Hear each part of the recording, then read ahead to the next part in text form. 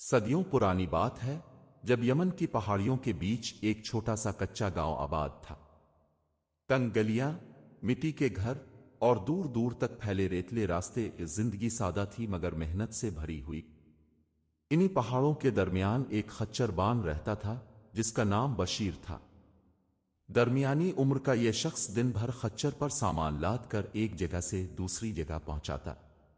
بدن پر دھول لگی رہتی، چہرے پر سادگی اور آنکھوں میں سکون۔ اس کے چہرے پر وقت کی لکیریں صاف دکھائی دیتی لیکن ایمان میں لرزش نہ تھی۔ بشیر کا معمول تھا کہ وہ ہر صبح فجر سے پہلے اٹھتا، اپنے پرانے خچر سفیدی کو دانا پانی دیتا، پھر اسے زین پہنا کر روزی کی تلاش میں نکل پڑتا۔ لوگ اسے ایمانداری، نرمی اور وقت کی پابندی کی وجہ سے جانتے تھے۔ اکثر مسافر یا تاجر اسے سامان پہنچانے کے لیے بلاتے اور وہ کبھی کسی سے بھاؤ تاؤ نہ کرتا۔ ایک دن جب صبح کی روشنی ابھی پہاڑوں پر بکھری ہی تھی، بشیر بازار کی طرف جا رہا تھا کہ راستے میں اسے ایک بوسیدہ کپڑوں میں لپٹا شخص دکھائی دیا۔ وہ سڑک کے کنارے بیٹھا تھا، چہرہ گرد سے اٹا ہوا، جسم کمزور اور پاؤں بالکل بے جان لگ رہے تھے۔ بشیر نے خچر روکا اور جھک کر پوچھا، بھائی، خیریت ہے؟ کہاں جانا ہے؟ کمزور آواز میں اس شخص نے کہا، مدد چاہیے، میں مدینہ جانا چاہتا ہوں مگر پاؤں میرا ساتھ نہیں دیتے۔ بشیر نے ایک لمحے کے لیے بھی توقف نہ کیا، میرے خچر پر بیٹھ جاؤ، میں جا رہا ہوں مغربی قافلے کی طرف، تمہیں کچھ فاصلہ ساتھ لے جاؤں گا، اللہ کی رضا کے لیے۔ وہ مسافر جو بظاہر ایک مجبور اور کمزور انسان تھا، خاموشی سے آنکھوں میں آنسو لیے خچر پر سوار ہو گیا۔ بشیر کا خچر سفیدی و ریتیلے راستے پر آہستہ آہستہ چل رہا تھا۔ معذور مسافر اس کے پیچھے خچر پر سوار تھا اور بشیر ساتھ ساتھ پیدل چل رہا تھا، کبھی کبھی نرم لہجے میں خچر کو تسلی دیتا، کبھی تھوڑا پانی پینے کو روکتا۔ راستے خاموش تھے، کہیں کہیں اونٹوں کے قافلے دور نظر آتے، کوئی چرواہا اپنے ریوڑ کے ساتھ پہاڑیوں میں گم ہوتا۔ سورج دھیرے دھیرے اوپر آ رہا تھا اور گرمی بڑھ رہی تھی، لیکن بشیر کی پیشانی پر آنے والا پسینہ اس کے خلوص میں کمی نہ لاتا۔ کئی کوس چلنے کے بعد دوپہر کی دھوپ میں ایک درخت کے سائے تلے دونوں نے قیام کیا۔ بشیر نے اپنے کپڑے کا پرانا تھان کھولا جس میں 2 جو کی روٹیاں اور تھوڑی سی خشک کھجوریں تھیں۔ مسافر کی طرف بڑھاتے ہوئے کہا، بھائی، اللہ کا دیا ہے، ہمارے ساتھ بانٹ لو۔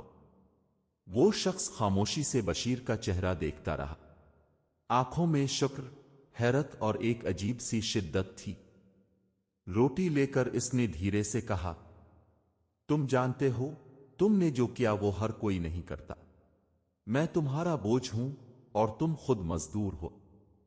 بشیر ہنس پڑا، اللہ کا بوجھ کبھی بوجھ نہیں ہوتا میرے بھائی، جس کے ساتھ اللہ ہو وہ خالی نہیں رہتا۔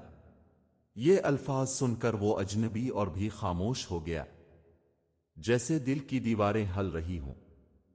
شام ہونے لگی تو بشیر ایک قریبی قافلے سرائے میں رکا۔ وہاں اس نے اپنے خچر کو باندھا، مسافر کو نیچے اتارا اور اس کے لیے کمبل بچھایا، خود فرش پر لیٹ گیا۔ تھکاوٹ سے اس کی آنکھیں بند ہو گئیں لیکن اس کا دل سکون میں تھا۔ اسے کیا معلوم تھا کہ جسے وہ ایک مجبور مسافر سمجھ رہا ہے وہ دراصل کون ہے۔ صبح کی ٹھنڈی ہوا سرائے کے کھلے آنگن میں چل رہی تھی۔ بشیر نے فجر کی نماز پڑھ کر آسمان کی طرف دیکھا اور شکر کا کلمہ زبان سے نکالا۔ معذور مسافر اب تک سویا ہوا تھا، اس کا چہرہ سکون میں ڈوبا ہوا تھا، جیسے برسوں بعد اسے کسی نے چین دیا ہو۔ بشیر نے خچر کو چارہ ڈال کر پانی پلایا، پھر آہستہ آہستہ مسافر کے پاس آیا اور نرمی سے کہا، بھائی، سورج نکل آیا ہے، اگر تمہیں آرام ہو گیا ہو تو چلیں۔ مسافر نے آنکھیں کھولیں اور آسمان کی طرف ایک لمبی نظر ڈال کر آہستہ سے بولا، کبھی کبھی انسان کو اپنا رب کسی بندے کے روپ میں نظر آتا ہے، تم اس سفر میں میرے لیے وہی ہو بشیر۔ بشیر نے مسکرا کر جواب دیا، میں تو ایک خاکسار خچربان ہوں جو اپنے حصے کا رزق کما رہا ہے۔ دونوں دوبارہ روانہ ہوئے۔ راستے میں مسافر نے پوچھا، تم روز اتنی محنت کرتے ہو، تمہارا کوئی خاندان نہیں؟ بشیر کا چہرہ کچھ پل کے لیے دھندلا سا ہو گیا تھا۔ بیوی اور ایک چھوٹا بیٹا، لیکن 3 سال پہلے ایک وبا میں چلے گئے۔ اب یہ خچر ہی میرا ساتھی ہے اور اللہ میرا سہارا۔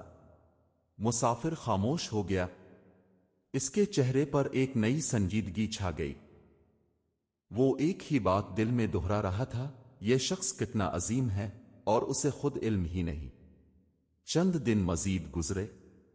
اب وہ دونوں ایک بڑی آبادی کے قریب پہنچ گئے تھے۔ یہاں راستے پختہ ہو چکے تھے اور شاہی نشان والے سپاہی آتے جاتے دکھائی دینے لگے۔ اچانک ایک مقام پر چند گھڑ سوار سپاہی سامنے آ کھڑے ہوئے۔ انہوں نے مسافر پر ایک نظر ڈالی، پھر ایک دم گھوڑوں سے اتر کر مؤدبانہ انداز میں جھک گئے۔ ایک سپاہی نے بلند آواز میں کہا، شہزادہ سالم بن عبدالعزیز، ہم آپ کو لینے آئے ہیں۔ پورا شہر آپ کی تلاش میں تھا۔ بشیر حیران رہ گیا۔ اس کے قدم جیسے زمین میں دھنس گئے۔ مسافر، و اب کہیے، شہزادہ سالم آہستہ سے بولا۔ یہ ہے وہ شخص جس نے بادشاہی چمک دمک کو نہیں پہچانا لیکن انسانیت کا حق ادا کر دیا۔ شہزادہ سالم کی آواز فضا میں گونج رہی تھی، لیکن بشیر کے لیے یہ سب کسی خواب کی مانند تھا۔ وہ نہ سمجھ سکا کہ ابھی جو شخص اس کے ساتھ خچر پر سفر کر رہا تھا، جو پانی کے لیے بھی اس کا محتاج تھا، وہ شہزادہ کیسے ہو سکتا ہے؟ اس کے تو کپڑے عام، زبان سادہ اور مزاج خاکسار تھا، مگر اب جو منظر سامنے تھا وہ کسی اور ہی کہانی کا حصہ لگ رہا تھا۔ سپاہیوں نے آہستہ آہستہ شہزادے کے گرد حفاظتی حلقہ بنا لیا۔ کچھ سپاہی بشیر کے سامنے آ کر کھڑے ہو گئے، لیکن شہزادے نے ہاتھ الفاٹے کر انہیں روک دیا۔ اس شخص کے بغیر میں محل نہیں جاؤں گا۔ یہ میرے سفر کا ہم سفر نہیں، میرے رب کا پیغام ہے۔ سپہ سالار نے سر جھکا کر کہا، جی حضور، جیسا آپ کا حکم۔ بشیر اب بھی خاموش کھڑا تھا۔ شہزادہ سالم اس کے پاس آیا، اس کی دونوں ہاتھوں کو اپنے ہاتھ میں لے کر بولا، تم نے مجھے کسی لالچ، کسی توقع کے بغیر سہارا دیا۔ اگر تم مجھے نہ اٹھاتے تو میں آج بھی کسی ویرانے میں گرا ہوتا۔ تم نے نہ صرف میری ٹانگوں کا بوجھ اٹھایا بلکہ میرے دل کا بوجھ بھی ہلکا کیا۔ بشیر نے ہچکچاتے ہوئے کہا، میں تو صرف اپنا فرض ادا کر رہا تھا شہزادے، اور مجھے تو یہ بھی نہیں معلوم تھا کہ آپ کون ہیں۔ شہزادہ مسکرایا، اصل تو یہی ہوتا ہے بشیر، جب نیکی پہچان کے بغیر ہو تو وہی اصل نیکی کہلاتی ہے۔ اس کے بعد قافلہ آہستہ آہستہ شہر کی طرف روانہ ہوا۔ ہر سڑک، ہر گلی شہزادے کے استقبال کے لیے سجی ہوئی تھی۔ لوگوں نے پھول نچھاور کیے، بچوں نے تالیاں بجائیں اور ہر طرف شور تھا۔ لیکن اس ہجوم کے بیچ بشیر کی نظریں نیچی تھیں۔ وہ محل کے دروازے تک بھی اپنے آپ کو اجنبی محسوس کر رہا تھا۔ محل میں داخل ہونے کے بعد شہزادہ سالم نے بادشاہ، اپنے والد کو ساری روداد سنائی۔ بادشاہ نے بھی بشیر کو دیکھ کر آنکھیں نم کر لے۔ ہم نے اپنے شہر کے سب سرداروں اور وڈیروں کو بھیجا مگر وہ تمہیں نہ لا سکے۔